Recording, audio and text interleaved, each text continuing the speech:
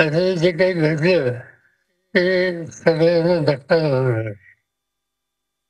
महाराष्ट्राच्या विधानसभेमध्ये सुद्धा अनेकांनी फॅमिलीचा प्रश्न मांडला.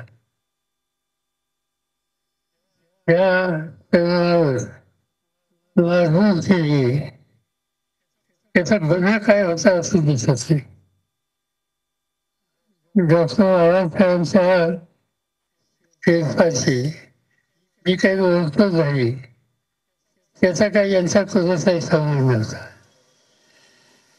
त्याची प्रतिक्रिया होती आणि प्रतिक्रिया म्हणून लोक रस्त्यावर आले तर त्यांना मारहाण करणं हे काही योग्य नव्हतं.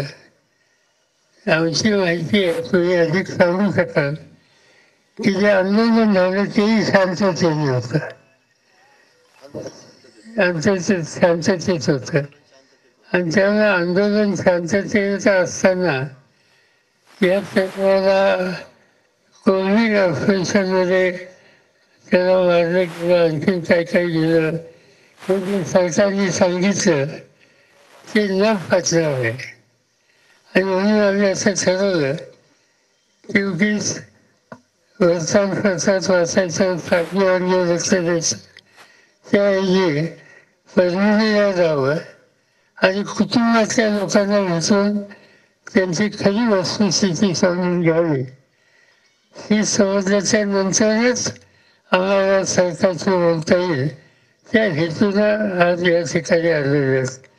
जी काही माहिती तुम्ही दिली ती माहिती दिल्याच्या नंतर एक निष्पापणा काही भूमिका घेऊन रस्त्यावर आला असेल इतरांच्या बरोबर तर त्याला या पद्धतीनं मारहाण करणं आणि शेवटी त्याला मृत्यूला सामोरं जाण्याचा प्रसंग आणणं ही अतिशय गंभीर बाब आहे.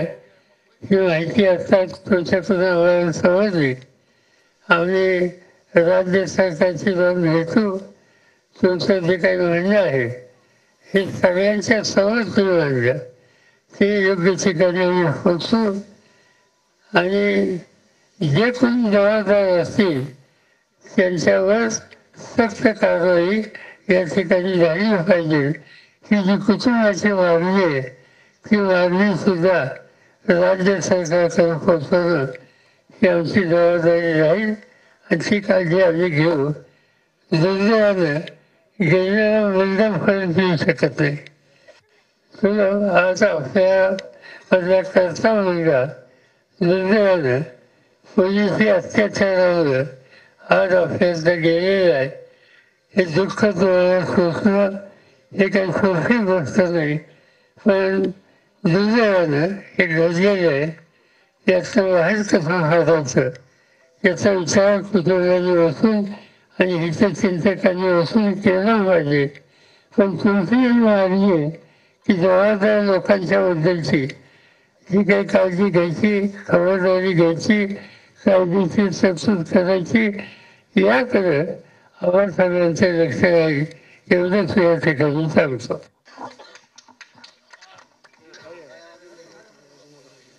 ठीक.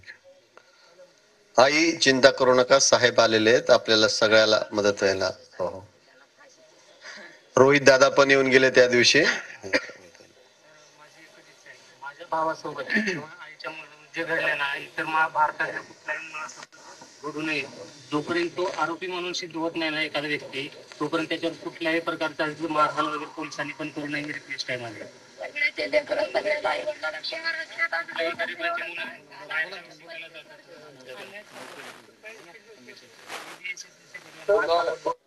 तो लाच्या 3rd इयरला.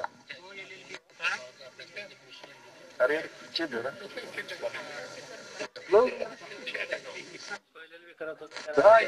इथे होता इथे लॉ कॉलेजमध्ये होता.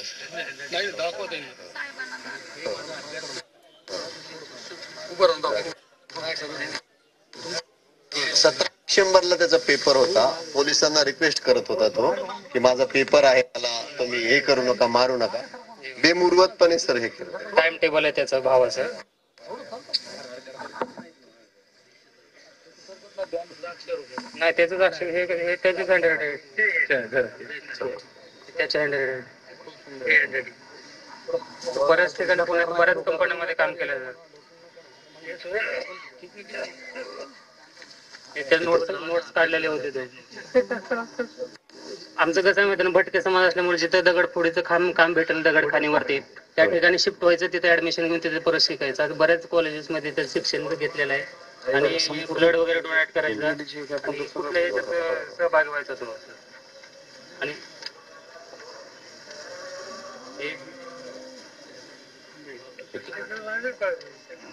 साहेबाचं कॉल. हा हो इथे वसमत रोडला शंकर नगर म्हणून आहे, तिथे किरायाने राहत होता रूम करून.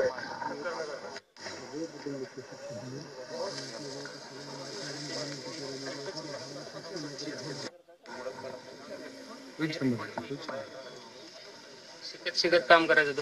कंपनीमध्ये काम केलं, बँकेत काम केलं ऑडिटर म्हणून, आणि सेल्स एक्झिक्युटिव्ह म्हणून पण काम करायचं. जेटच्या गाडीवरती काम केलं, कॉल सेंटरला काम केलं.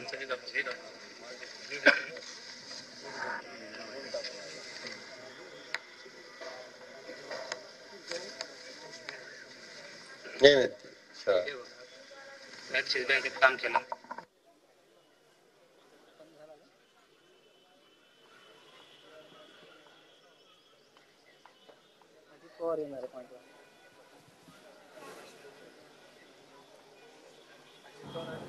सोमनाथ सूर्यवंशी यांच्या कुटुंबियांनी सर्व प्रकार जो आहे तो शरद पवार यांच्या पुढे कथन केलेला आहे आणि शरद पवारांनी सुद्धा त्यांना सांगितलेलं आहे की तुमच्या सर्व मागण्या या आम्ही सरकारपर्यंत पोहोचू.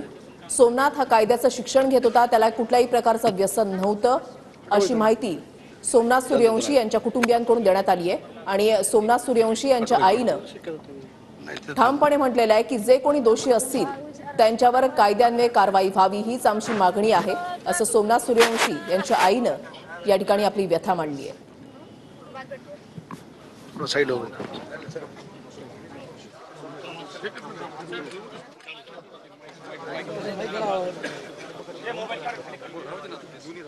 शरद पवार निघत आहे.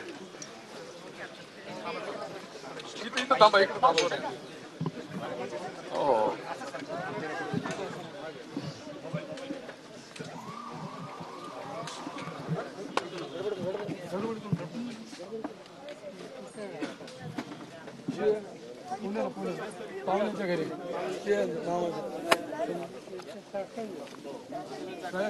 हे बाहेर असल्यामुळं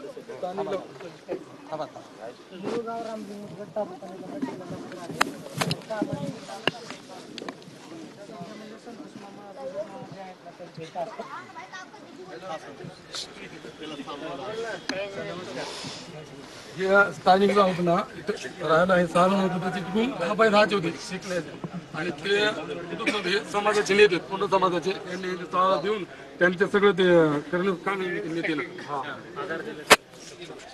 चला